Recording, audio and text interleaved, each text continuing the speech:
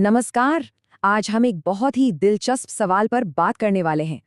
सोचिए, एक कंपनी जो सिर्फ व्यापार करने आई थी, वो भारत पर राज करने वाली सरकार कैसे बन गई? है ना कमाल का सवाल। इसका जवाब छिपा है ब्रिटिश पार्लियामेंट के दो बहुत ही जरूरी एक्ट्स में। और ये सिर्फ कानून नहीं थे, नहीं, ये तो पावर को शिफ्ट करने वाले ऐसे जबरदस्त टूल थे जिन्होंने इंडिया का भविष्य हमेशा के लिए बदल कर रख दिया। तो चलिए इस कहानी की तह तक चलते हैं। तो कहानी शुरू कहाँ से होती है? एक बहुत बड़े क्राइसिस से। और ये बड़ी अजीब सिचुएशन थी। मतलब कंपनी तो पब्लिकली दिवालिया हो रही थी, कंगाल हो रही थी, लेकिन उसके जो कर्मचारी थे वो पर्सनल लेवल पर मालामाल हुए जा रहे थे। तो देखिए, 18वीं सदी के बीच में कंपनी का हाल बहुत बुरा था, पूरी तरह से केओस। उस पर करीब 6 मिलियन पाउंड का भारी भरकम कर्ज था, मतलब दिवालिया होने ही वाली थी।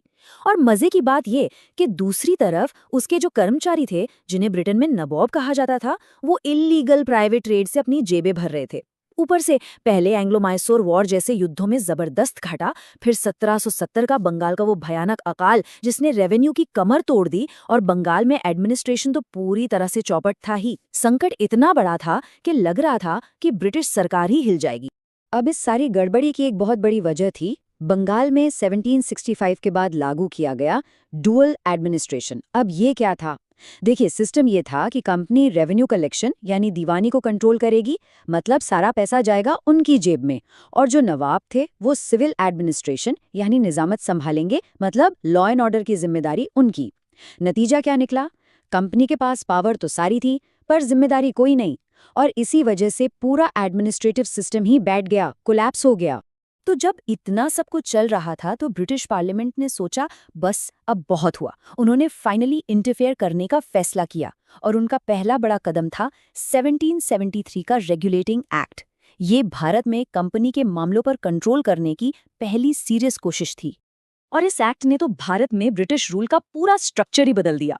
सबसे पहले तो बंगाल के गवर्नर को प्रमोट करके बना दिया गया गवर्नर जनरल ऑफ बंगाल। एक तरह से पावर को सेंट्रलाइज किया गया।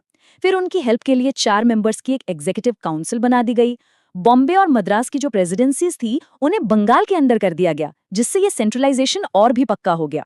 और आखिर में जस्टिस सिस्टम पर पकड़ बनाने के लिए कलकत्ता के फोर्ट विलियम में एक सुप्रीम कोर्ट भी बना दिया गया। लेकिन ये जो पहला सोल्यूशन था वो परफेक्ट नहीं था, बिल्कुल नहीं। असल में इस एक्ट की अपनी ही कमियों ने कुछ नई और शायद पहले से भी बड़ी प्रॉब्लम्स खड़ी कर दी। देखिए, इस एक्ट की सबसे बड़ी दिक्कत ये थी कि गवर्नर जनरल सिर्फ नाम का हेड था। उसके पास अपना सिर्फ एक वोट था, और टाई हो जाए तो एक कास्टिंग वोट। लेकिन उसकी काउंसिल में थे 4 लोग, और सारे फैसले होते थे मेजॉरिटी से। इसका सीधा सा मतलब ये था कि काउंसिल के मेंबर जब चाहते उसे ओवररूल कर देते थे। मतलब गवर्नर जनरल अपनी ही टीम के सामने बेचारा पावरलेस हो जाता था। और मुश्किलें यहीं खत्म नहीं हुई। ब्रिटिश सरकार की जो सुपरवाइजरी पावर थी वो बस कागजों पर ही अच्छी लग रही थी, असल में किसी काम की नहीं थी। जो नया सुप्रीम कोर्ट बना था और गवर्नर जनरल की काउंसिल थी, वो आपस में ही लड़ते रहते थे कि किसका अधिकार क्षेत्र ज्यादा है, और बंगाल, मद्रास और बॉम्बे के बीच पावर कैसे बटेगी, ये इतना कंफ्यूजिंग था कि एडमिनिस्ट्रेशन में हमेशा एक गड़बड़ी बनी रहती थी। तो इस अर्जेंट प्रॉब्लम को सॉल्व करने के लिए 1781 में एक अमेंडिंग एक्ट लाया गया। ये एक तरह का क्विक फिक्स था, एक पैचवर्क समझ लीजिए। इसने गवर्नर जनरल और कंपनी के लोगों को उनके ऑफिशियल कामों के लिए सुप्रीम कोर्ट के जुरिस्डिक्शन से बाहर कर दिया। इससे एक बड़ी सिरदर्दी तो खत्म हुई, लेकिन जो कंट्रोल वाली असली प्रॉब्लम थी वो तो जस की तस बनी हुई थी। और फिर आता है गेम चेंजर, 1784 का पिट्स इंडिया एक्ट। और इसने तो आकर पूरा खेल ही पलट दिया। ये कोई छोटा मोटा बदलाव नहीं था, नहीं, ये एक डिसाइसिव स्टेप था पावर को कंपनी से छीनकर ब्रिटिश सरकार के हाथों में देने का। यहाँ से रेगुलेशन का दौर खत्म हुआ और डायरेक्ट कंट्रोल का दौर शुरू हुआ। इस एक्ट की सबसे जबरदस्त बात एक लाइन में छिपी है, और वो लाइन थी, पहली बार कंपनी के इलाकों को भारत में ब्रिटिश पोजेशंस कहा गया। अब ये सिर्फ नाम बदलना नहीं था, ये तो ब्रिटिश सरकार का खुला ऐलान था, एक फॉर्मल डिक्लेरेशन कि भारत की ये इलाके अब उनकी संपत्ति हैं।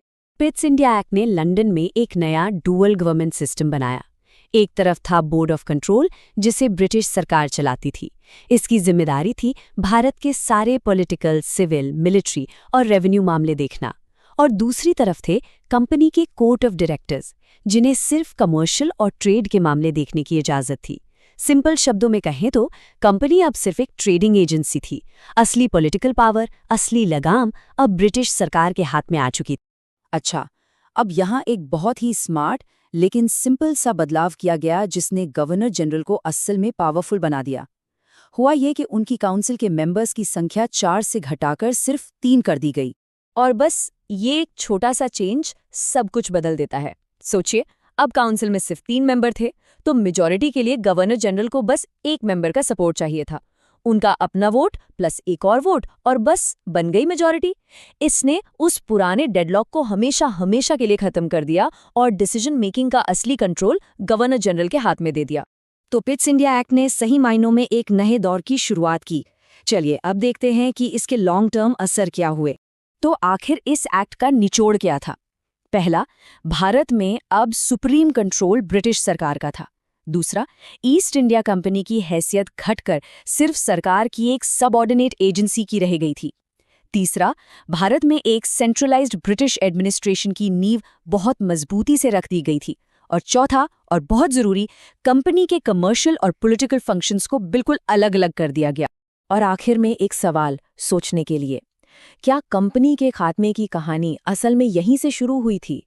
पिट्स इंडिया एक्ट ने कंपनी को एक ट्रेडिंग बॉडी से एक एडमिनिस्ट्रेटिव टूल में बदल दिया था, जिसका रिमोट कंट्रोल पूरी तरह से ब्रिटिश सरकार के पास था।